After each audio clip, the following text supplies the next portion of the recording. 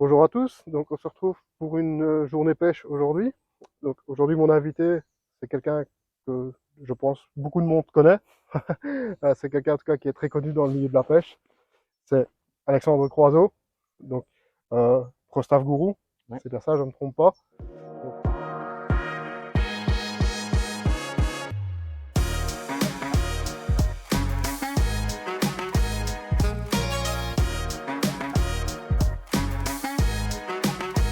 Donc, spécialiste du méthode feeder.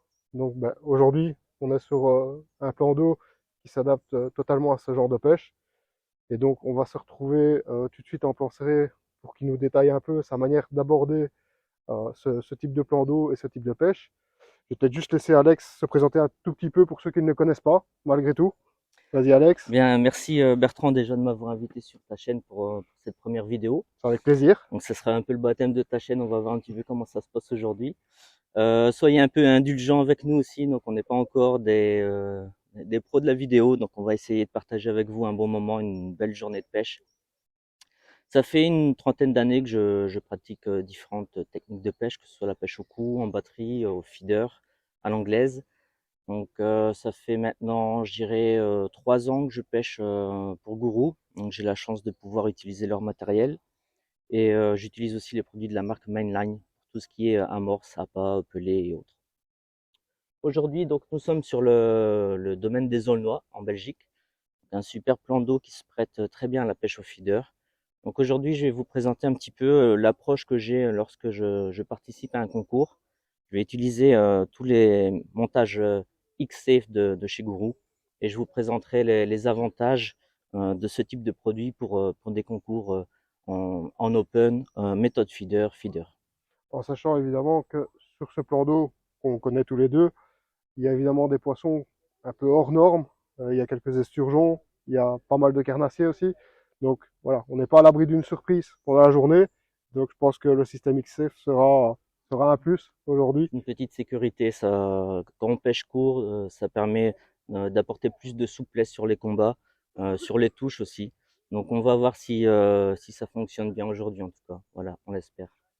Donc merci Alex. Merci Donc à toi. on se retrouve tout de suite en plan serré donc pour expliquer un peu sa manière d'aborder la pêche, quel appât il va utiliser, quelle farine, les montages et place à la pêche après.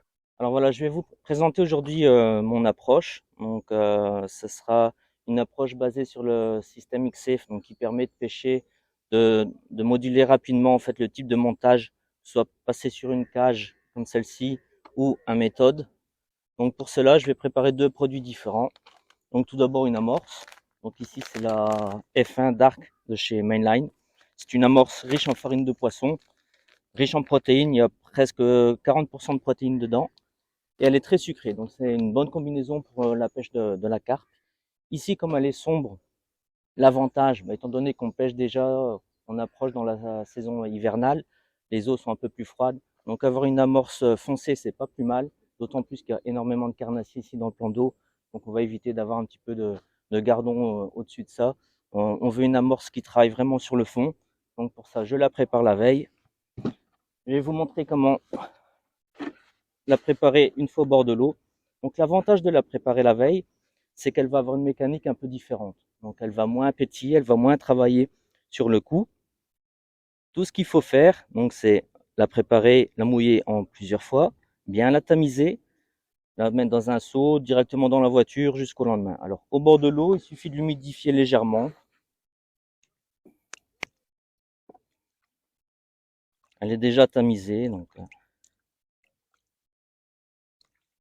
voilà. Et alors soit avec un batteur, soit à la main.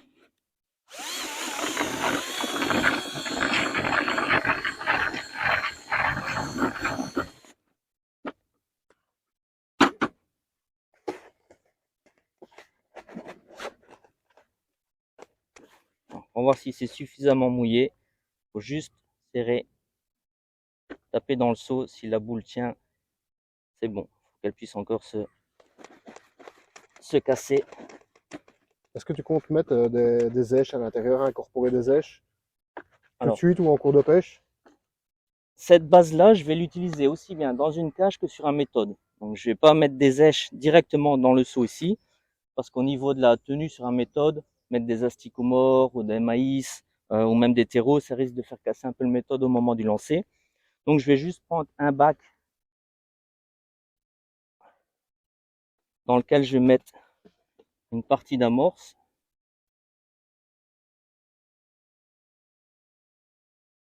Je vais mettre quelques maïs. Et alors je prépare à l'avance. Donc c'est des verres de terreau coupés. Donc moi je préfère garder le jus et les mettre sur des pelets extrudés, ajouter ça dans l'amorce, que couper mes terreaux directement dedans. Pourquoi? Parce qu'ils vont donner beaucoup de jus. Et alors après on se retrouve avec une pâte sur la cage qui va se défaire un peu moins. Donc c'est pas le but recherché non plus. Donc ici, juste quelques pelets, quelques terreaux. Je mélange un peu ça.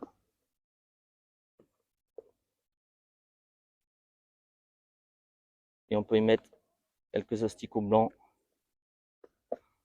J'aime bien utiliser le panaché terreau asticot. Donc voilà, ça sera pour la cage. Je vais en garder un petit peu pour pêcher sur le méthode. Je vais mettre ça sur le côté.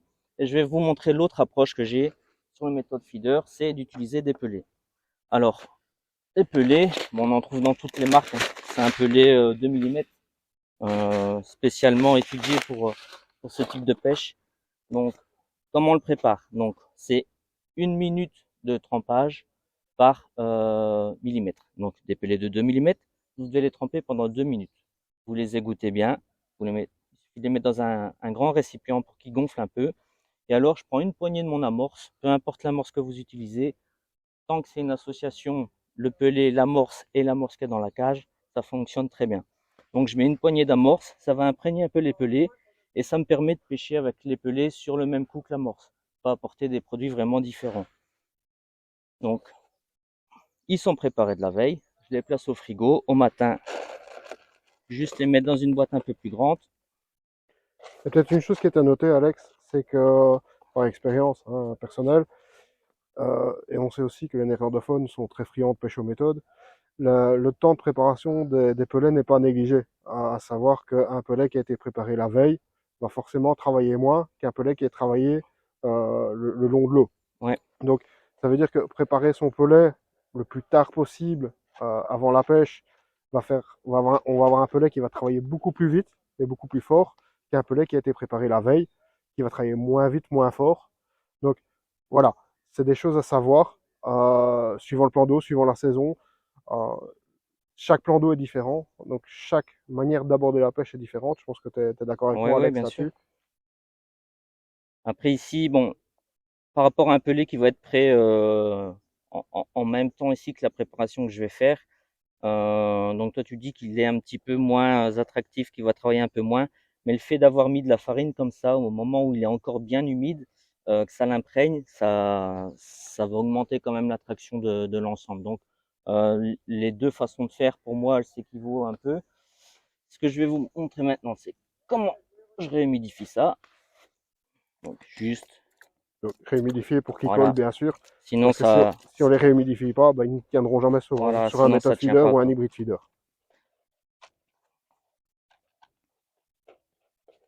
Ça permet de gagner du temps parce que quand on prépare les pelés, faut quand même les laisser gonfler, je veux dire, pendant allez, 10-15 minutes. Tandis que là, juste humidifier, je fais le test, je serre, on voit que ça tient On va bien déjà. le montrer, comme ça les gens le voient bien. Voilà, Et si on passe ses doigts, normalement, ils vont se désintégrer très facilement. Donc, de voilà. manière à ce que quand le feeder tombe sur le fond de l'eau, ben, ça s'étale vraiment et ça fasse vraiment un tapis. Hein. C'est vraiment ça, c'est vraiment un L'idée, tapis de c'est pas pellet. que ça reste complètement en bloc sur le méthode. Il faut que quand le poisson tape une fois dedans, les pelés sortent et lèche soient aspirés rapidement. Donc, il faut pas se retrouver avec une espèce de pâte qui reste au moment où on ramène le méthode, par exemple. D'où l'intérêt de ne pas trop mouiller ses pellets non plus et d'avoir un bon temps de mouillage. Voilà. Donc, rester sur 2 minutes pour 2 mm, c'est très bien. Voilà, les pelés sont prêts. L'amorce aussi. Donc,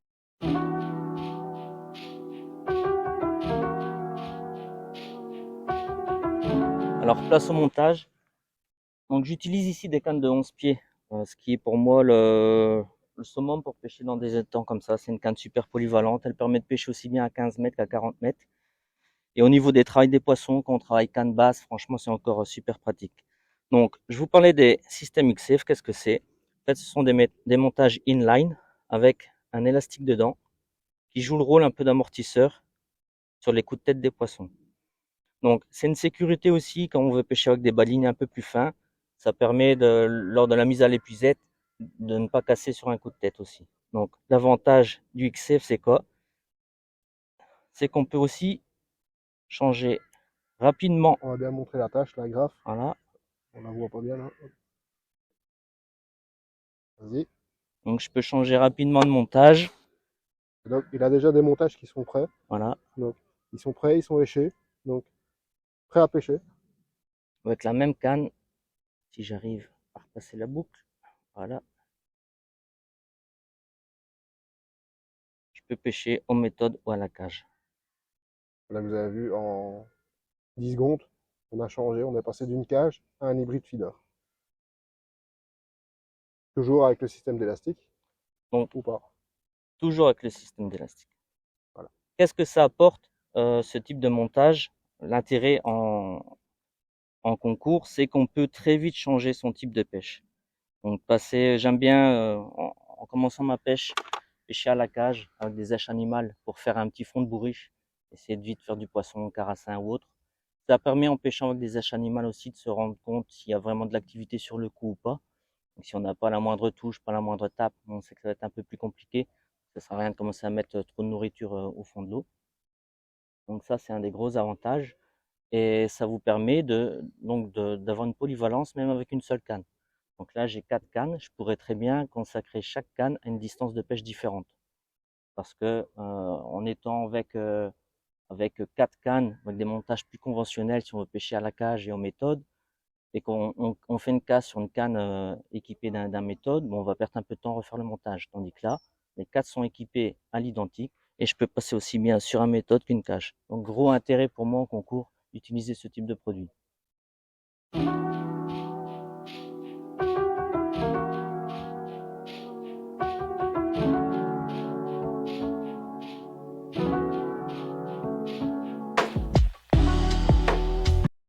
On va passer à la pêche à proprement parler. Donc, je te laisse te mettre en route.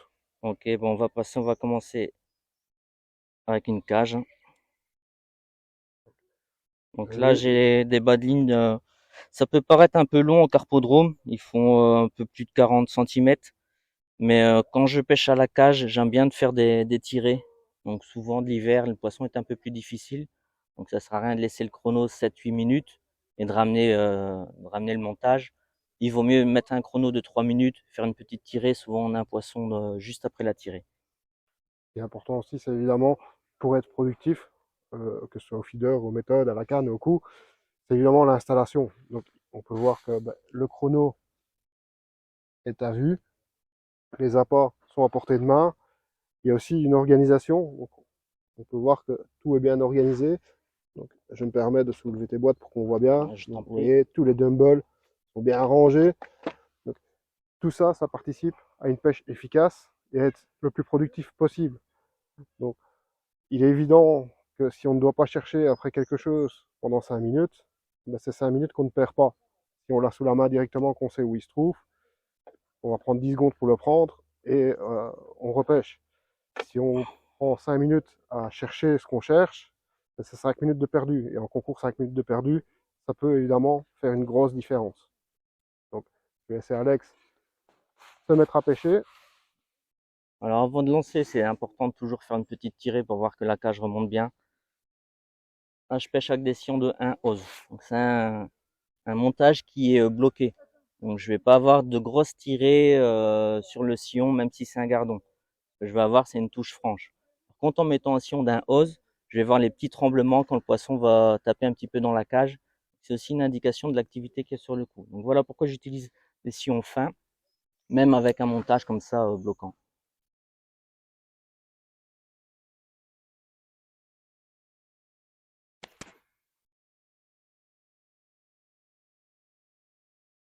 Important évidemment de toujours bien noyer sa bannière, pas que le nylon remonte.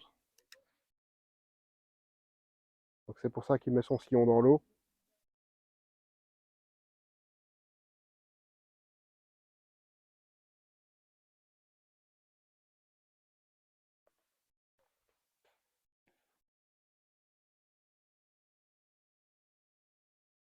Moi, je préfère détenter un peu le sillon pour voir justement s'il y a des tapes sur le montage, ne serait-ce que voir s'il y a du poisson blanc qui rentre un peu.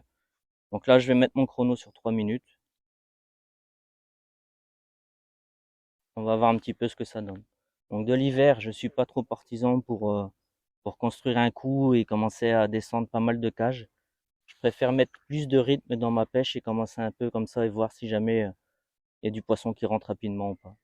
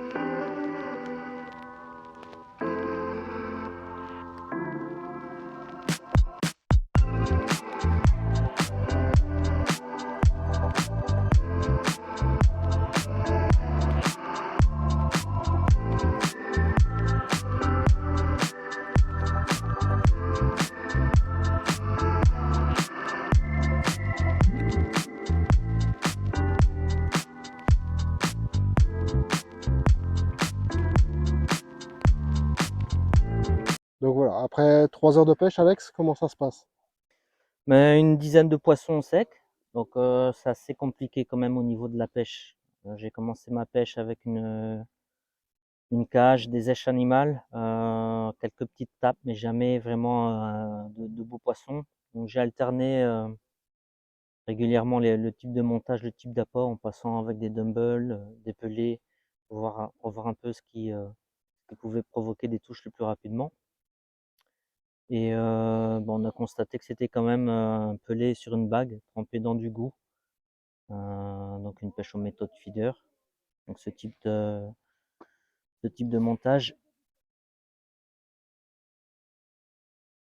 juste un pelé placé dans le méthode avec du pelé au-dessus. C'est ce qui provoque pour le moment le plus de touches. Donc on va préparer maintenant 3 montages à l'identique, la même appât, la même approche, et on va essayer de mettre un peu plus de rythme pour voir si on peut toucher un peu plus de poissons. En général, c'est un plan d'eau où les pêches de l'après-midi sont quand même plus intéressantes. Donc pour une dizaine de poissons ici sur le matin, pour un fin octobre, c'est bon, ça va, c'est encore honorable. On voit que sur le plan d'eau, c'est très compliqué quand même aussi pour les autres pêcheurs, donc on va pas se plaindre. Donc ici c'est parti, on change le montage rapidement.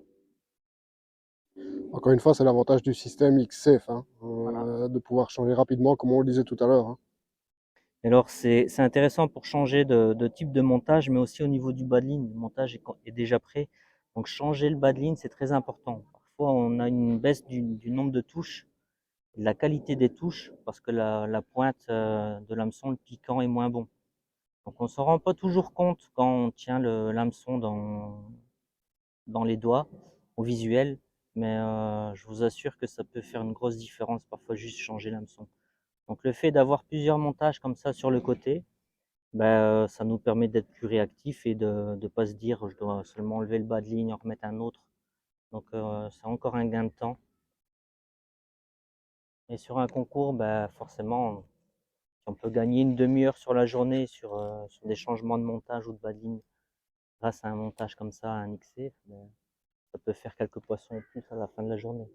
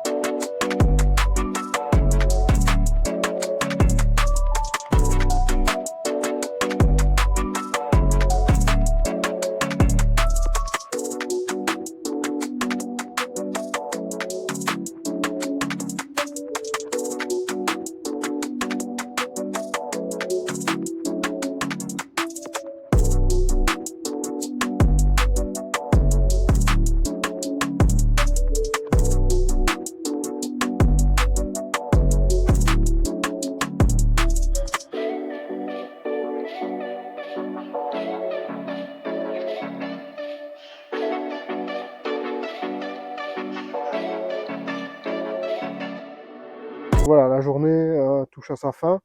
Je vais laisser Alex vous faire le débrief de la journée, parce que c'est quand même lui qui a pêché. Donc c'est lui qui est le mieux placé, évidemment, pour faire le débrief. Je t'en prie, Alex. Alors, donc au matin, c'est compliqué. On fait une dizaine de poissons, principalement aux méthodes feeder. Donc, une approche avec des pelets de 2 millimètres, un peu de farine, un peu d'amorce dedans et en guise d'èche, donc des pelets durs de 8 millimètres placés sur une bague, en fait, sur des montages d'une dizaine de centimètres. Donc, à force d'échanger un peu les montages, on s'est rendu compte que c'était quand même ça qui provoquait le plus de touches. Donc pour l'après-midi, j'ai préparé 3 méthodes XF à l'identique avec le même type de pellet et j'ai alterné là par contre la présentation soit avec de l'amorce, soit avec du pellet de 2 millimètres. Donc on a eu autant de touches l'après-midi comme ça. Par contre, on fait quand même beaucoup plus de poissons. On fait une vingtaine de poissons sur les 3 heures qui ont suivi, donc près du double de ce qu'on avait fait le matin. Donc le poisson est bien rentré sur cette approche-là. Quelques beaux poissons, tu as pu faire Ouais, aussi notamment une belle carpe. Donc je vous la mettrai en photo, hein, bien sûr. donc voilà, assez positif dans l'ensemble, on s'est quand même bien amusé, on a passé un bon moment, on a bien Surtout au vu de la ouais. saison, avec l'hiver qui approche, les températures la nuit qui deviennent assez froides. Le poisson est occupé de se mettre tout doucement en mode hivernage. Donc je pense qu'on n'a pas trop à se plaindre, hein. Je Non, on pense que n'a tu as pas à se passé une plaindre. bonne journée en tout cas. C'est ça, ça fait donc je regarde ici, ça fait une trentaine de poissons sur 6 heures de pêche, donc c'est pas trop mal. Puis qu'on voit au niveau du plan d'eau, c'était assez compliqué pour les voisins aussi. Donc on s'en tire plutôt pas mal, je pense, avec une trentaine de poissons. Donc voilà, déjà, je te remercie encore de m'avoir invité sur ta chaîne.